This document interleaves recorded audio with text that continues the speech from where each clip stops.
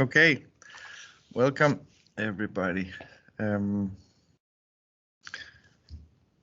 name is Rasmus, and I teach art in upper secondary in the European School here in Copenhagen.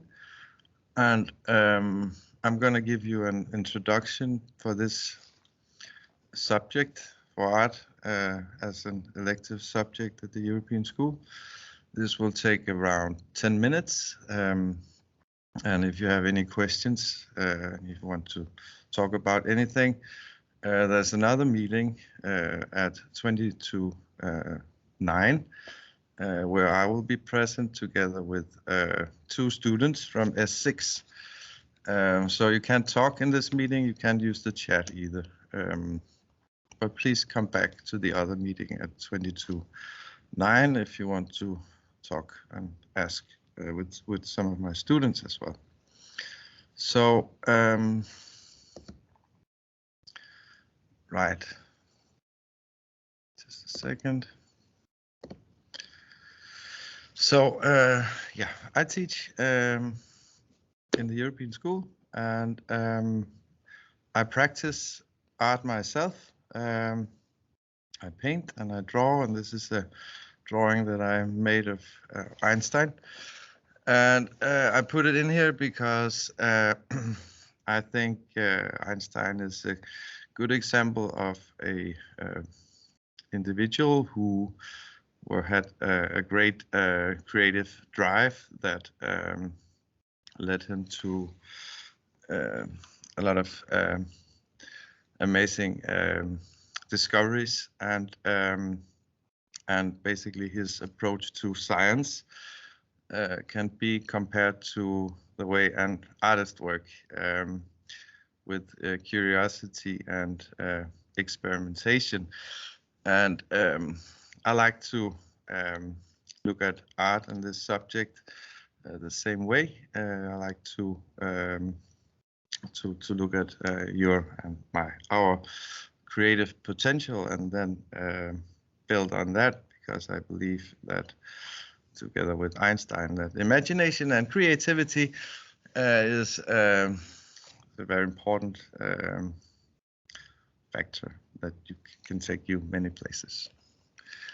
And if you start here at the European School and you choose art, you can expect a lot of things, of course. And this is some of them, most important ones. You can, first of all, learn different art methods and techniques, and about art history. And we will look into both theory and practice at the same time. I'll get back to that. So the art history support the things we work with along the line, and generally I will, as much as I can, help you to understand and develop your creative potential, meaning not only within painting and drawing and so on, but also your creative drive. I'll give you some tools to understand and develop that. The space for individual contemplation, which means room for your own work with whatever we're working with, but also to discover other artists. There'll be space for other sorts of diverse interactions in the school. We'll visit museums and walk around in the city and look at street art, and use art as a way, as a window to the world and social and political issues. And generally, you can expect an open and expressive environment. And of course, all of this will be fun.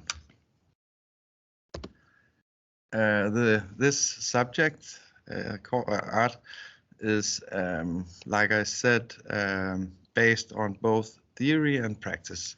So art interacts between theory and practice, and the theories will support the practical work. Meaning that, for example, we'll look into history in the arts and try to translate the visual language or the way an artist or an artist group thought of art, and we'll translate that into our own practical work.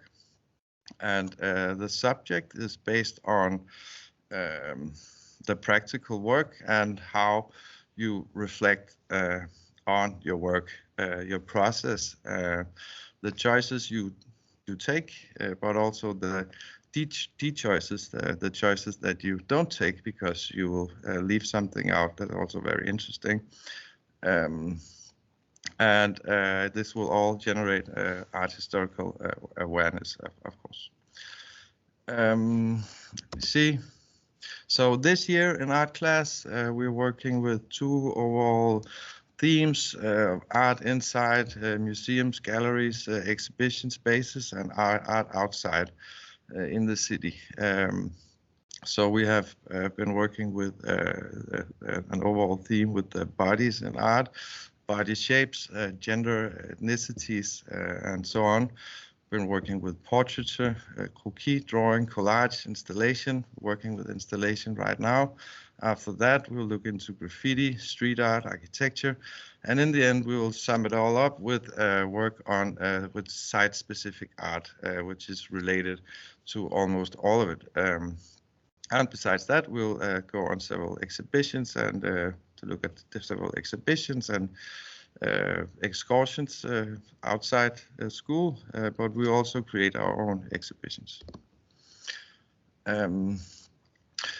We live in a world where we can communicate with images all the time, but unlike the written word, we are not taught how to navigate in a highly chaotic visual world. And I believe that the arts will help us to understand images in general and help you to navigate in a highly visual culture. So art is not just art in a sense as sculpture, painting, architecture, and so on. But this approach will also give you some tools to understand how to navigate in a visual culture in general.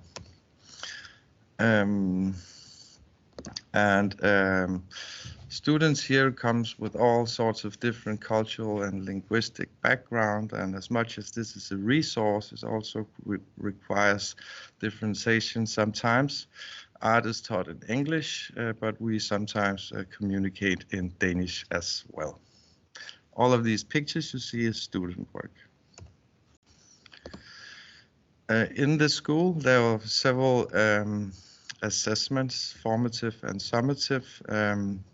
There are 8 marks, which is similar to the Danish standpunktskarakter.